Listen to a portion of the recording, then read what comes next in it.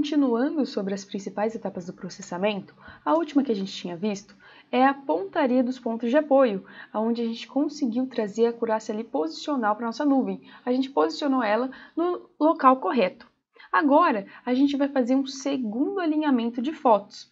Lembra que a gente fez um primeiro alinhamento de fotos? O alinhamento de fotos em si, ele possui o mesmo procedimento. Vai ser feito aquele processo de orientação exterior, vai ser feito a aerotriangulação, só que a diferença agora é que a gente vai fazer esse segundo alinhamento de fotos já com a nossa nuvem posicionada no local correto.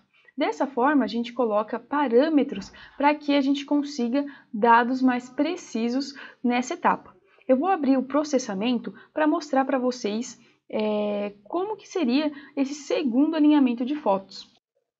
Aqui nós podemos observar o projeto que ainda está com o primeiro alinhamento de fotos. O que a gente observa aqui é o total de pontos, 13.320 pontos. Por quê?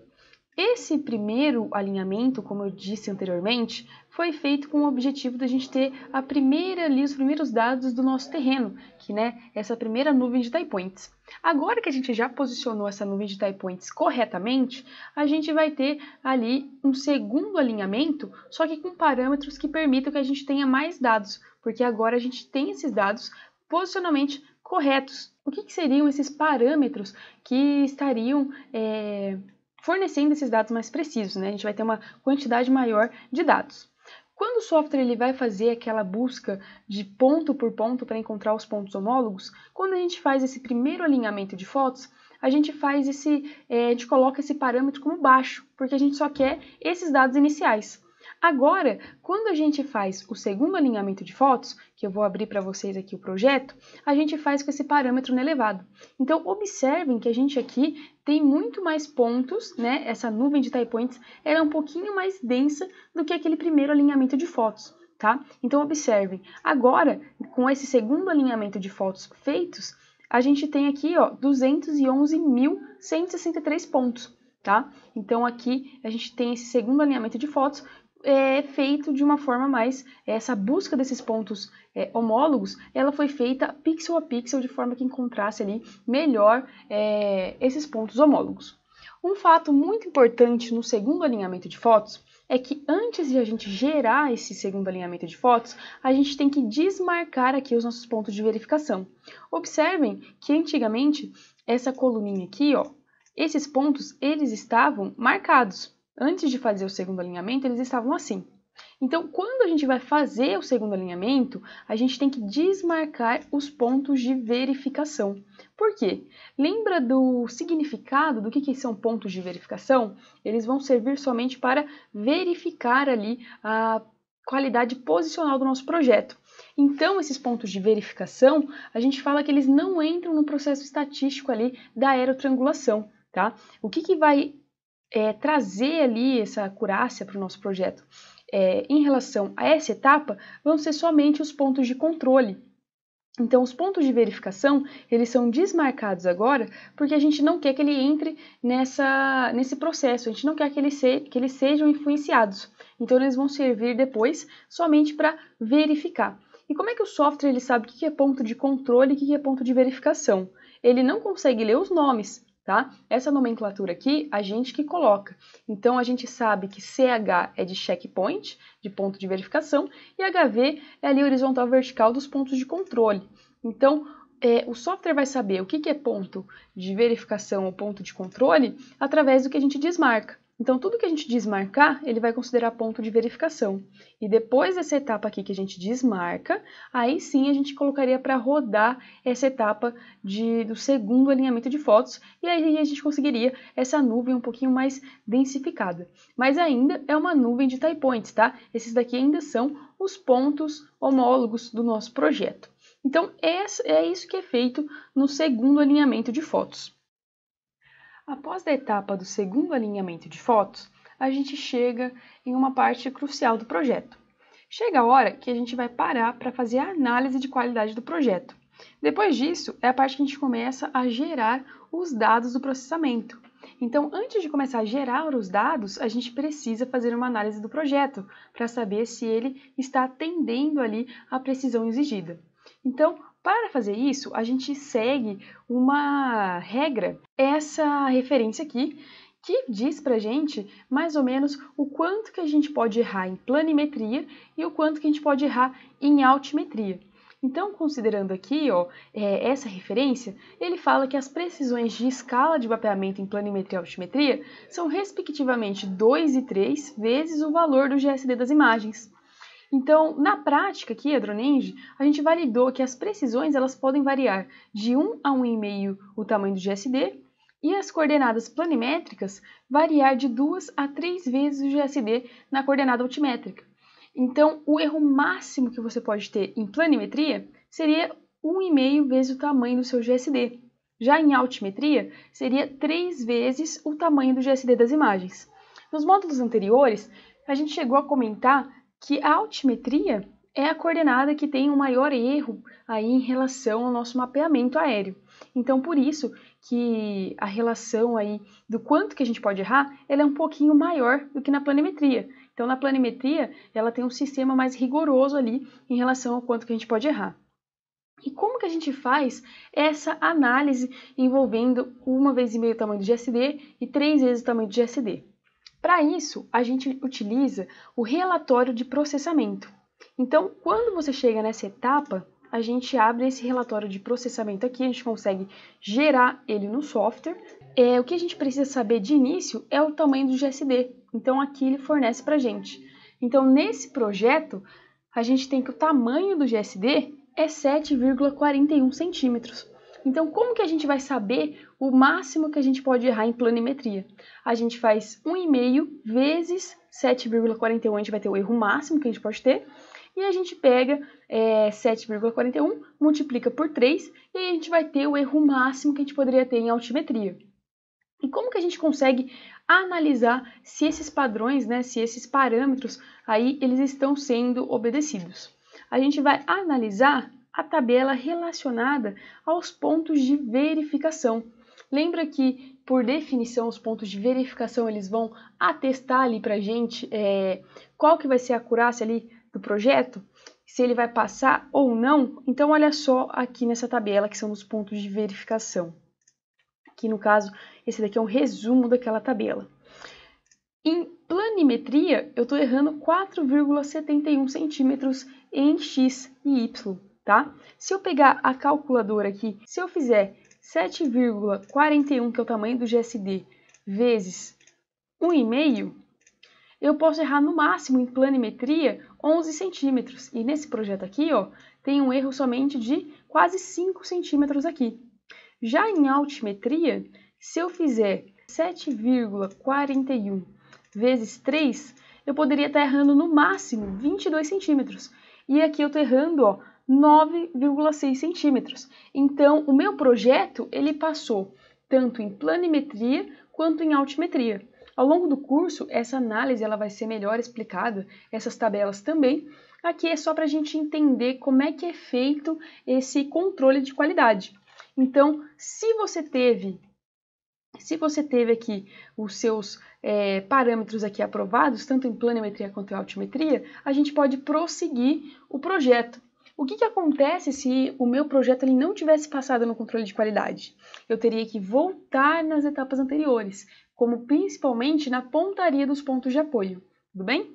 Agora, depois de o projeto ter passado no controle de qualidade, a gente começa a gerar os nossos produtos. Então, olha só, se ele não tivesse passado nesse controle de qualidade, a gente teria que voltar aqui na etapa da pontaria dos pontos de apoio e refazê-la da forma que passe ali no controle de qualidade. Ou senão você teria que identificar o problema, se eles seriam na hora de rastrear os pontos de apoio ou se foi na hora do processamento. É nessa hora que você tem que resolver esse problema. O importante é passar nesse teste de qualidade.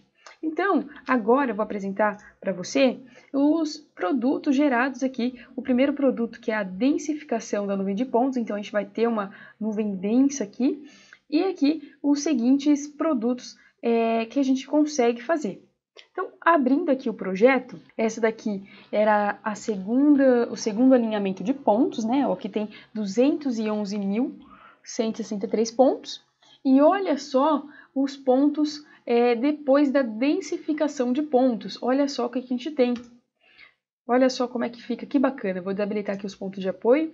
Olha só que bacana que fica. Parece até uma imagem, né? Mas se eu der um zoom, ó, um zoom bem grande, eu consigo ver que são realmente, ó, vários pontinhos, tá?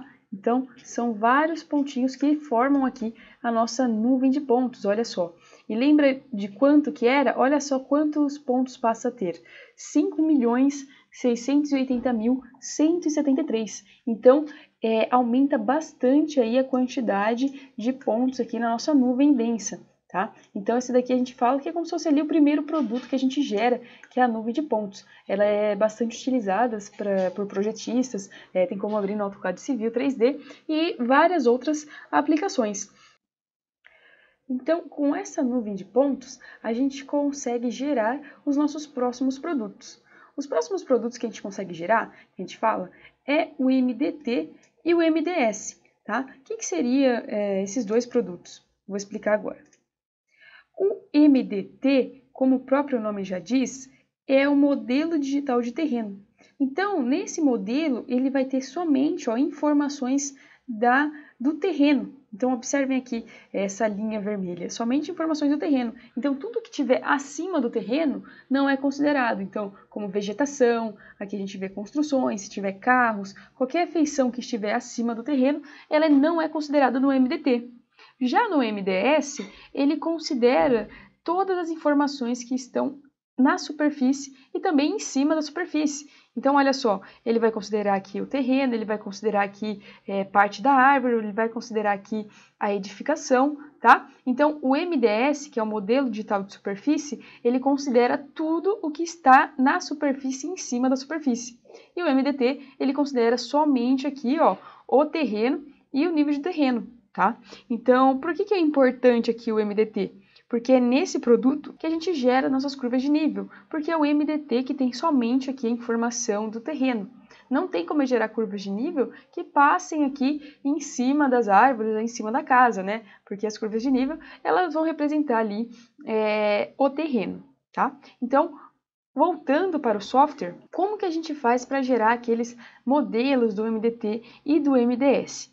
Aqui no software, a gente tem essa nuvem de pontos. Olha só, o que eu preciso fazer com essa nuvem de pontos? Eu preciso fazer uma classificação. O que seria uma classificação?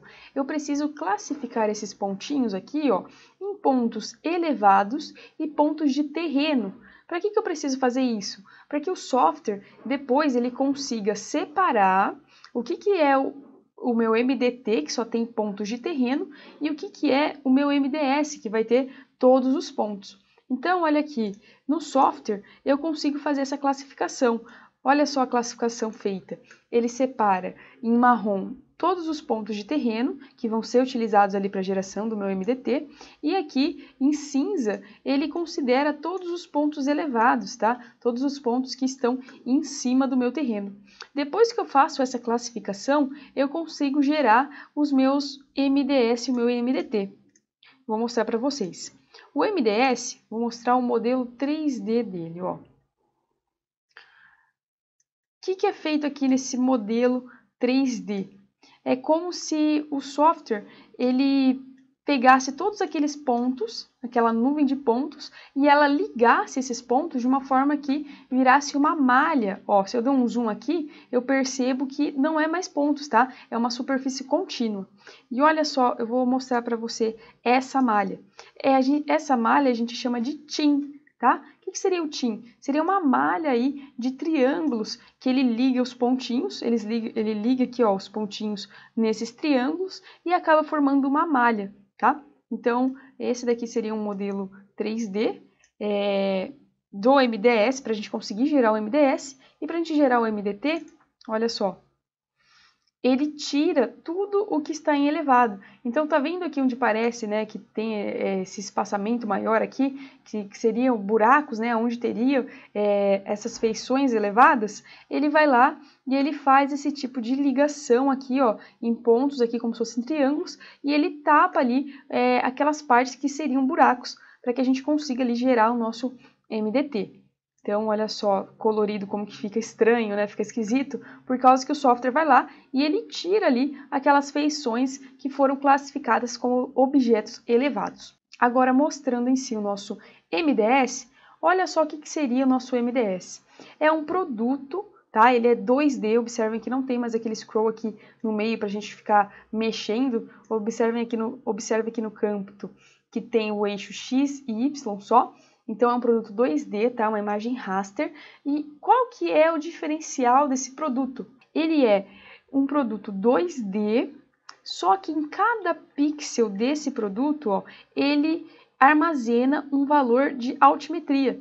Então, por isso que eu consigo, mesmo com um produto 2D, eu consigo ter essa impressão, aí eu consigo fazer análises altimétricas, porque em cada pixel dele, ele contém ali um valor de altimetria. Então, é a mesma coisa aqui para o meu MDT.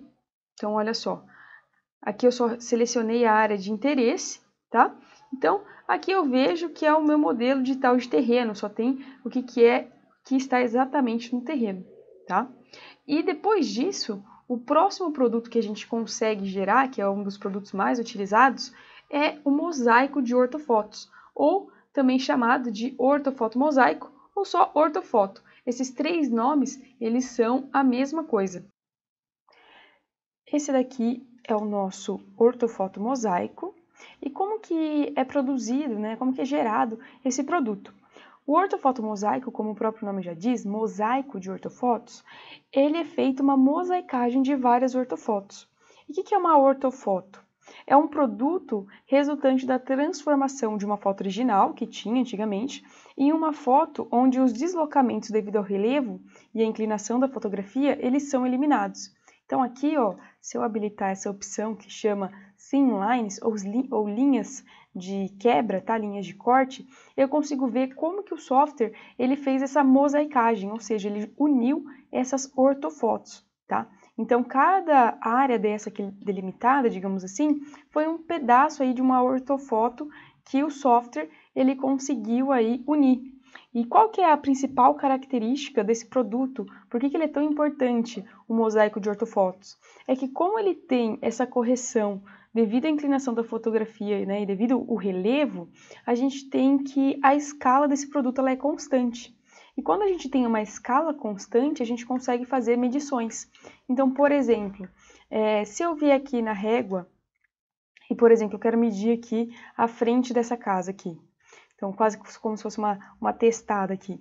Então, aqui tem 12,20 metros. Se eu for lá na frente dessa casa e medir com uma régua, vocês vão ver que realmente ali vai estar variando ali bem próximo de 12,20 metros.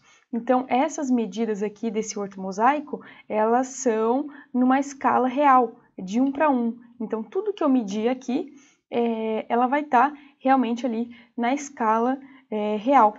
Tá? Então, por exemplo, aqui essa piscina, né? Se eu fosse medir aqui quanto que é o tamanho aqui dessa piscina. Então, ela seria ali uns 6,5 metros por uns 3,5 metros. Então, essa é uma das principais pontos positivos desse produto. Então, você consegue medir distância, medir áreas, ângulos, tá? Tudo em relação à escala. O que você não consegue fazer aqui nesse produto é medições de volumetria, porque observem que ele é um produto 2D, tá? Ele também é uma imagem raster. E olhem aqui, nesse canto aqui, ó, inferior direito, que quando eu vou passando o mouse aqui, ó, aparece as coordenadas aqui, tá? Em Sirgas 2000, sistema de projeção ali, UTM.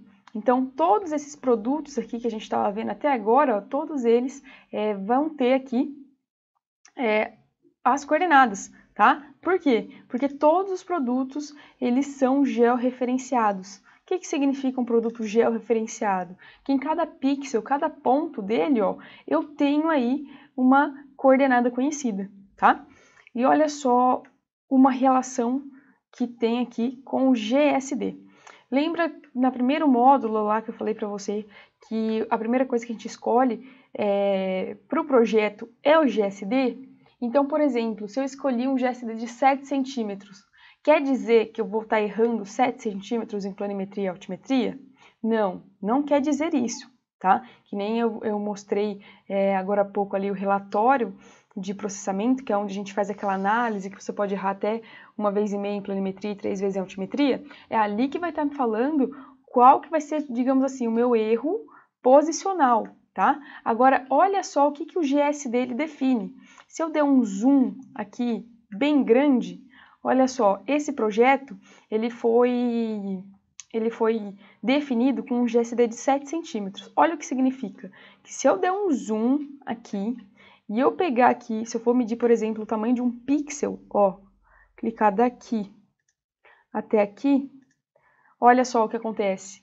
Eu tenho que o meu pixel, né, ele ficou um pouquinho abaixo, ele tem basicamente 7 centímetros por 7 centímetros, tá? Então, é isso que significa você escolher o seu GSD, que o que está aqui representado no seu ortomosaico, cada pixel vai medir 7 centímetros. E aí, por que está ligado com o nível de detalhamento?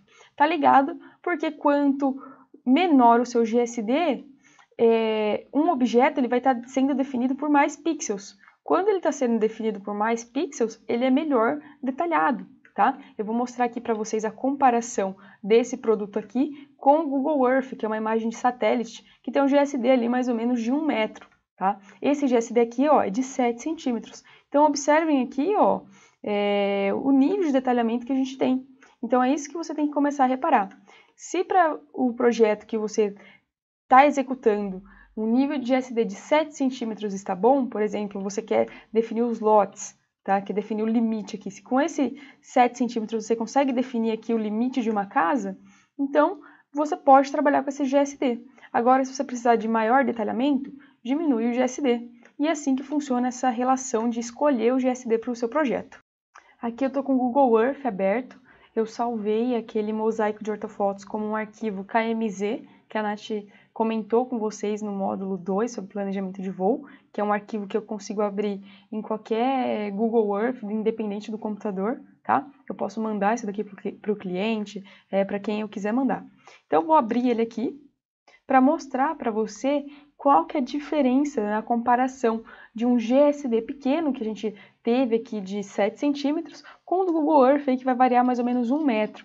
Então, esse daqui é aquele GSD que estava aberto no software, tá? Vou dar um zoom aqui numa casa para ficar bem nítida a comparação que eu quero fazer. Então, repare aqui o detalhamento desse telhado, né, do que tem aqui nesse terreno, e olha só como que é a imagem do Google Earth.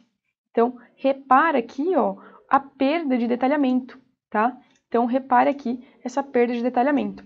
Observem aqui que a imagem, né, ela não casa nitidamente exatamente aqui com a do Google Earth, porque a precisão ali posicional do Google Earth, ela também é menor do que a nossa, que está utilizando pontos de apoio, né, um projeto bem executado, bem elaborado, tá?